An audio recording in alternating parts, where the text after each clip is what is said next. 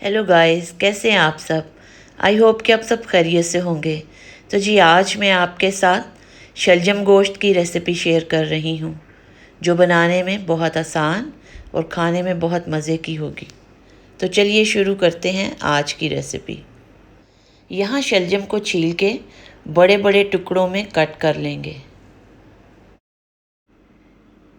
कटे शलजम में 1.5 गिलास पानी और 1 चाय का चम्मच नमक डालकर उबाल लेंगे। जब शलजम गल जाएंगे तो इन्हें हल्का हल्का मैश कर लेंगे।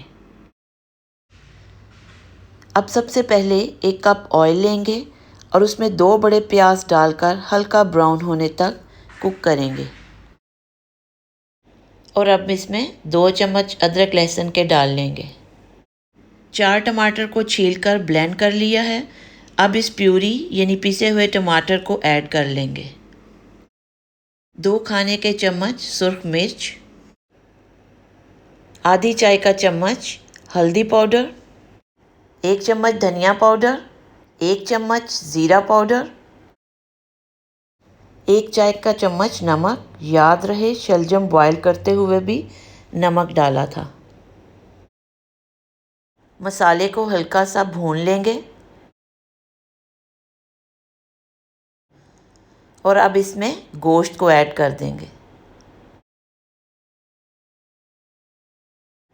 2 कप पानी के डाल के 10 मिनट के लिए कुकर लगा देंगे।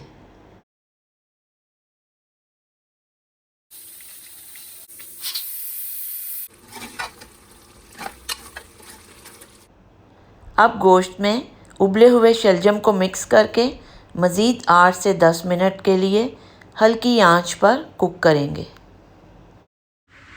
यानी जब तक गोश्त और शलजम का पानी बिल्कुल ड्राई नहीं हो जाता और ऑयल नहीं निकल आता, तो हल्की आंच पर कुक करते रहना है।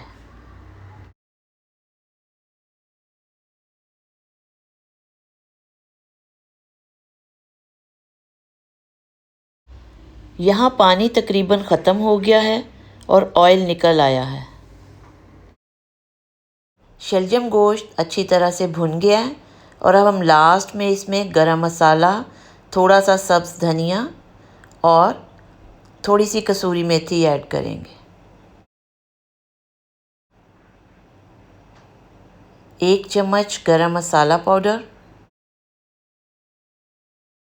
और 1 चम्मच ही कसूरी मेथी का ऐड करेंगे और मुट्ठी भर ताज़ा धनिया स्प्रिंकल करके मिक्स कर लेंगे।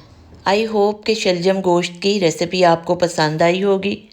इसे ज़रूर ट्राई कीजिए और अपनी फैमिली और फ्रेंड्स के साथ शेयर भी कीजिए। तो नेक्स्ट वीडियो तक के लिए खुदा हाफिज़, बाय।